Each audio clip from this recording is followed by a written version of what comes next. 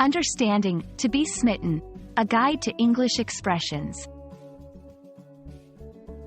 Hello, everyone. Today, we're diving into a charming and often used English expression, to be smitten. This phrase is a colorful part of the English language, often used to describe a certain type of affection or attraction. Let's explore what it means and how you can use it in your daily conversations. To be smitten is an idiomatic expression that means to be deeply attracted to someone or something, often in a romantic sense.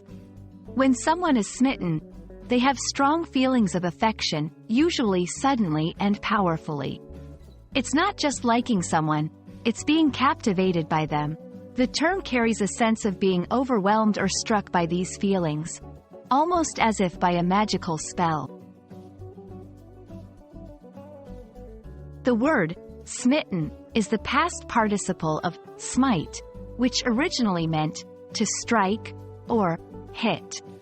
Over time, its usage evolved to describe being struck by strong feelings or emotions, not just physical blows. This transition from a literal to a more figurative meaning highlights the power and suddenness often associated with falling in love or developing a deep attraction. To help you understand how to use to be smitten, here are a few examples. Ever since their first date, he's been completely smitten with her. She's smitten by the charming landscape of the countryside. I'm absolutely smitten with this new book I'm reading. Notice how the phrase can describe a deep fascination with both people and things. Understanding synonyms can help broaden your vocabulary.